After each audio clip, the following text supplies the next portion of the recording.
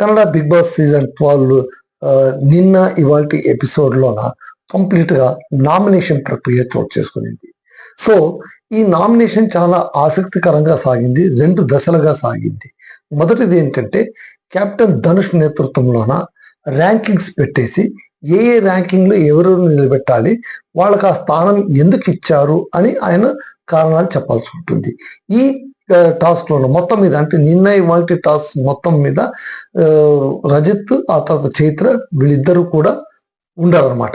ఎందుకంటే వీళ్ళు వైల్డ్ కార్డుగా ఎంటర్ అయ్యారు కాబట్టి వీళ్ళకి ఈసారి నామినేషన్ లోనే వీళ్ళు ఉండరు.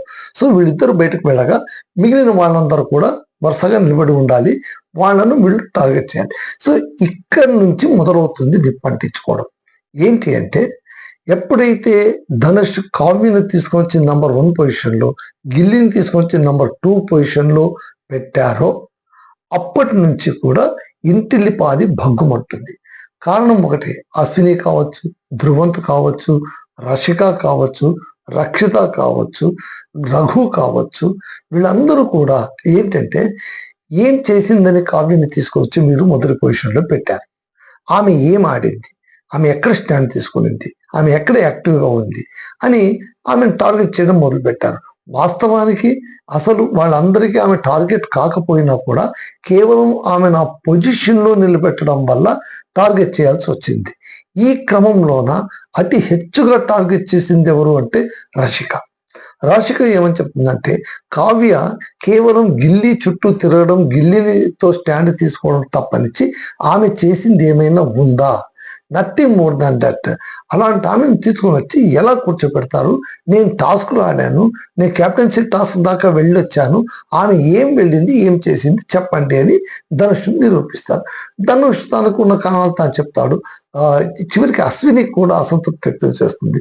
గిల్లిని అక్కడ నిలబెట్టడం ఏంటి, ఆ తర్వాత కావ్యను అక్కడ నిలబెట్టడం ఏంటి అని. ఇదే విషయంగా ధ్రువంతుతో ఆ తర్వాత అడుగుతుంది ఏమని, ధనుష్కు కావ్యకు మధ్య ఏం బాండింగ్ అంటే వాళ్ళు చాలా స్నేహితులు, ఫ్రెండ్స్. మరి స్పందన కూడా క్లోజ్ కదా అంటే స్పందన వాళ్ళకు ఫ్రెండ్షిప్ ఉండొచ్చు, కానీ కావ్య దగ్గర కూడా అతనికి ఫ్రెండ్షిప్ ఉందని ధ్రువంత్ చెప్పడం, ఇవన్నీ కూడా ఏంటంటే ఒక రకమైన అసంతృప్తిని క్రియేట్ చేసేసాయి.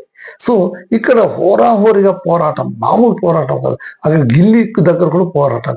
చివరికి ఇదంతా అయిపోయిన తర్వాత వైల్డ్ కార్డుగా ఉన్నటువంటి ఇద్దరికి ఒక అవకాశం ఇస్తారు. ఏంటంటే ఇప్పుడు నిలబెట్టిన వీళ్ళందరిలోన ఏ ఒక్కరినైనా మీరు స్వాప్ చేయొచ్చు. అంటే ఆ పొజిషన్ నుంచి వేరే పొజిషన్కు స్వాప్ చేయొచ్చు.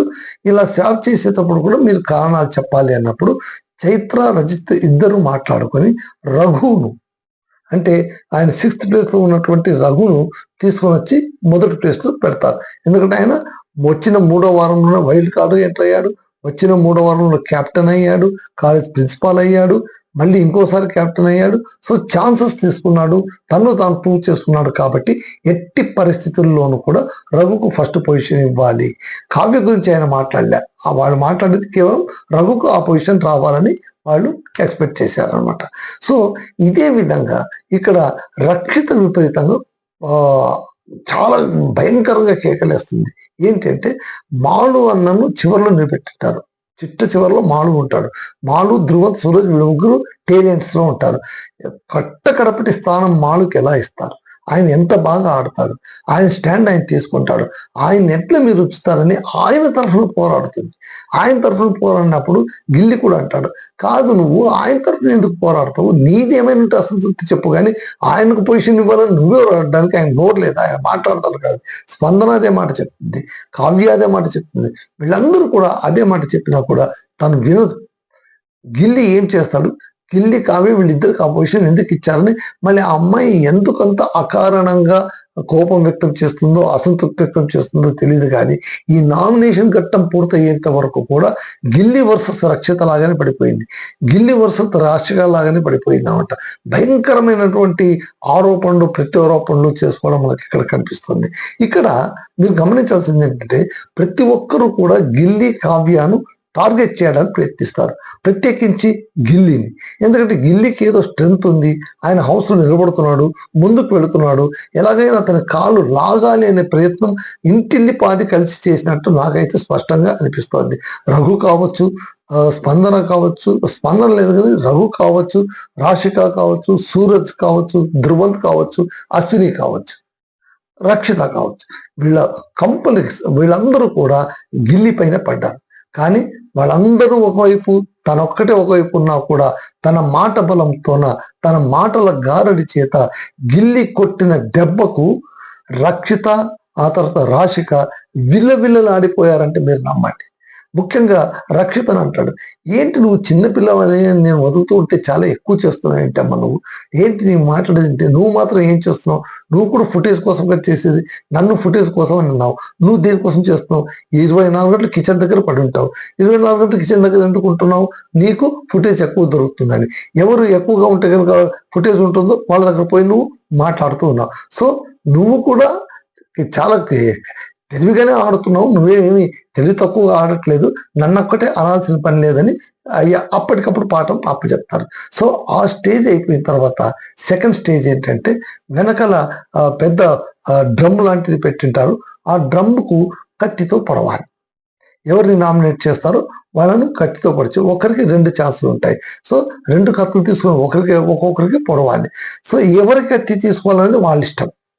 పక్కన ఎవరిదైనా ఒకరి దాంట్లో 2 తీసుకోవచ్చు, లేదా ఒక్కొక్క దాంట్లో ఒక్కొక్కటి తీసుకోవచ్చు.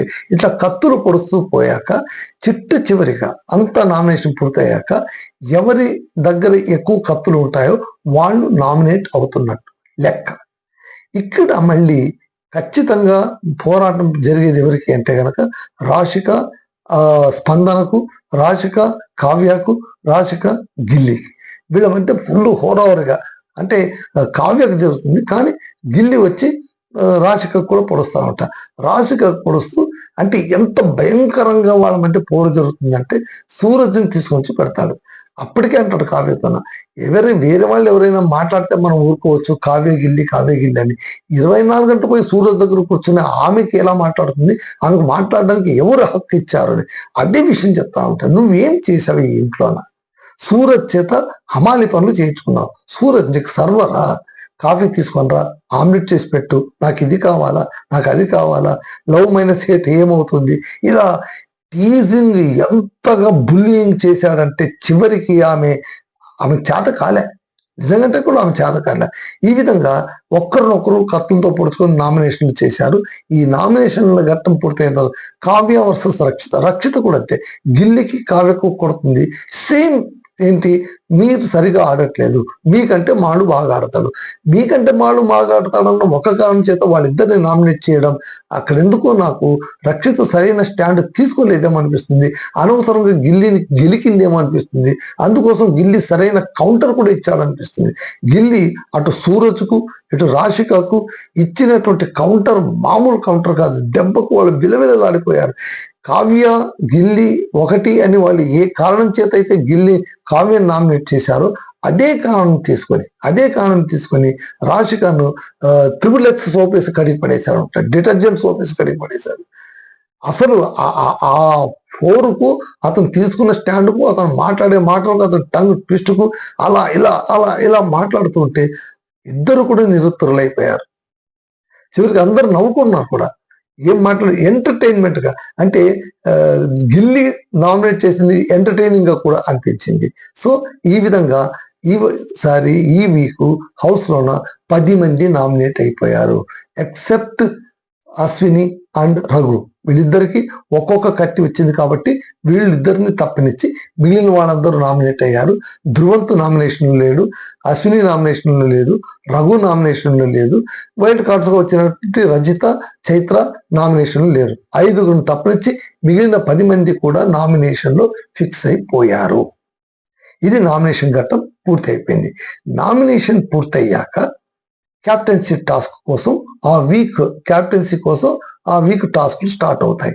ఈసారి ట్విస్ట్ ఏం పెట్టారంటే బిగ్ బాస్, క్యాప్టెన్సీ టాస్క్ కోసం మీరు చేయాల్సినటువంటి టాస్క్ ఏంటంటే జంటగా ఆడాలి. ఇంతవరకు మీరు ఒంటరిగా ఆడారు, టీం కోసం ఆడారు, కానీ ఫస్ట్ మీరు మొదటిసారి ఎట్లాగైతే జంటలు ఒంటెలు అని వచ్చినప్పుడు, ఒంటరిగా ఉన్న వాళ్ళని వచ్చినప్పుడు జంటగా ఉన్న వాళ్ళు టాస్క్ ఎలాగైతే ఆడారో సీజన్ ప్రారంభంలో, మళ్ళీ ఇప్పుడు లేటెస్ట్ గా ఇది జోడీగా టాస్క్లు ఆడాల్సి ఉంటుంది. ఈ జోడీ టాస్కులకు 6 మహిళలను కూర్చోబెట్టేసి వాళ్ళను చూస్ చేసుకోమన్నారు. ఒక్కొక్కరు వచ్చి ఆ పురుషులు తాము చెప్పుకోవాలి, తమ స్ట్రెంగ్స్ ఏంటి, తాము ఎలా ఆడగలము, తాము సెలెక్ట్ చేస్తే వాళ్ళకు వచ్చేటువంటి బెనిఫిట్స్ ఏంటి అని తమ గురించి తాము చెప్పుకున్న తర్వాత కావాలి వద్దు అనేటువంటి బోర్డు చూపించాలి.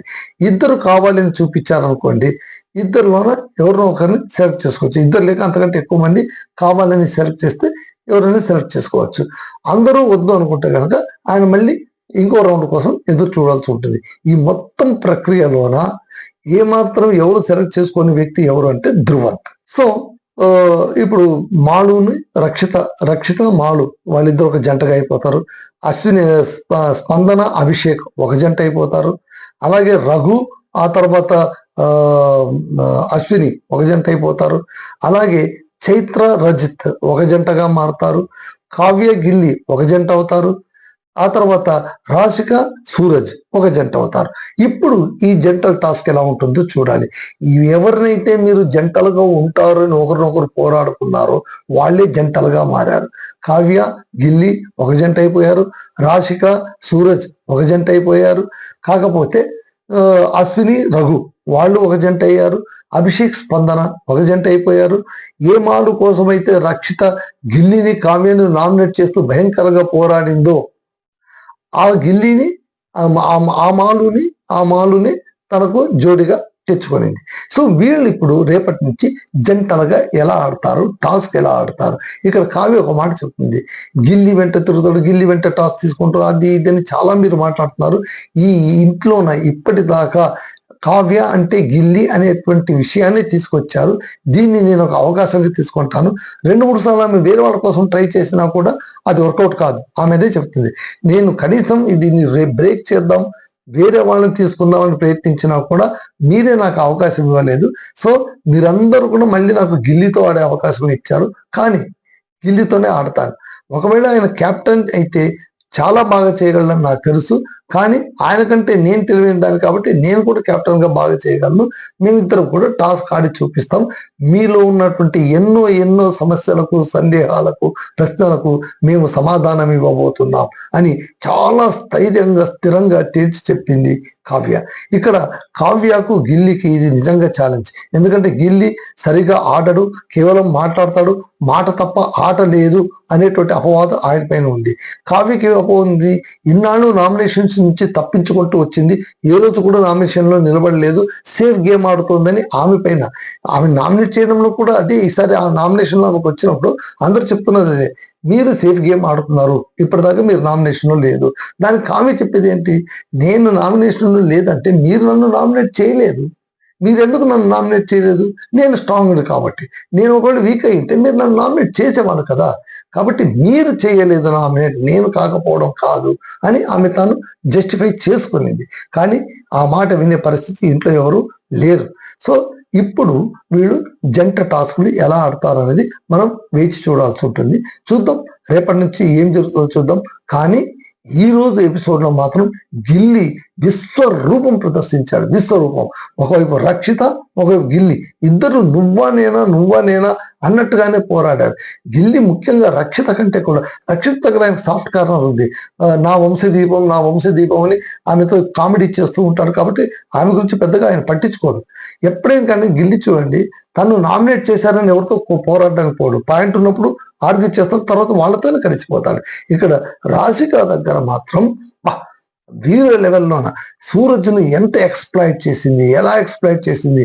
వాళ్ళిద్దరు కూర్చొని మాట్లాడుతూ మా ఇద్దరిని అనడం ఏంటి అని ఆయన మనసులో ఉన్న మాటలంతా సెగలు పొగలుగా కక్కి పడేశాడు గిల్లి. అక్కడ రాశిక రంగు బయటపడిపోయింది, మాట్లాడడానికి ఏమీ లేదు ఆమె దగ్గర. సో ఇలాగ నామినేషన్ ఘట్టం చాలా రసవత్తరంగా సాగింది. 10 మంది నామినేషన్లో ఉన్నారు. రేపటి నుంచి జంట టాస్కులు ఉంటాయి. చూద్దాం ఏ టాస్క్ గెలిచి, ఈసారి ఇంటికి కెప్టెన్ గా ఇద్దరు ఉంటారు, ఒకరు కాదు ఇద్దరు ఉంటారు. సో ఏ ఇద్దరు, గిల్లి కావ్యన, రాశిక సూరజ, లేకుంటే అశ్విని రఘున, లేదా స్పందన అభిషేక, రక్షిత మాలున, ఎవరు అవుతారు, లేదా వైల్డ్ కార్డ్స్ గా వచ్చినటువంటి చైత్ర, రజిత్. చూద్దాం ఎవరు అవుతారు అనేది అందరూ ఆసక్తిగా ఎదురు చూసేటువంటి అంశం. సో మళ్ళీ రేపటి ఎపిసోడ్ తో కలుసుకుందాం. అంతవరకు సెలవు. రామదుర్గమ్మ సుధర్ సైనింగ్ ఆఫ్.